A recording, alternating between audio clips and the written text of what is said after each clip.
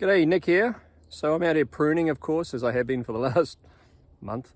Anyway, these are the tools that we use for pruning. The first tool, of course, is a pair of secateurs.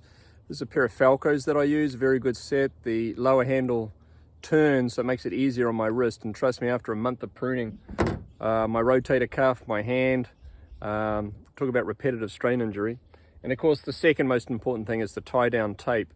And in fact, if you can see it right here on the vineyard beside me, where this is cane pruned, and we have tied down these canes, as you can see, with tie down tape.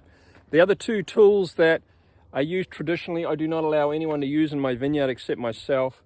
A pair of Loppers, and I use that for removing spurs. On some spur prune vineyards, I have one behind me, but where I want to remove the old spur and I want to go back to a nice new cane, I will.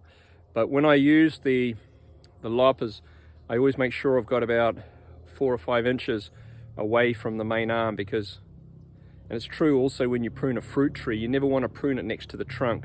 You always want to prune it 4 or 5 inches away, because when you cut it, that plant dies, and as it dies, it blocks the phloem and the xylem in the main part of the tree. So you do not want to cut next to the tree. You want to cut away, and then the following year you can cut the dead wood. That's a much better way to do it.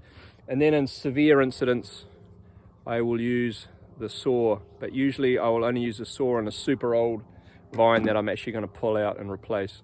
So those are the tools, mainly the secateurs, and the tie down tape is what I use predominantly. It's always in my pocket, always in my hand over this last month. Tiring, fun, but exhilarating, and I love to do it. I love feeling my own vineyard. Cheers from Staircase.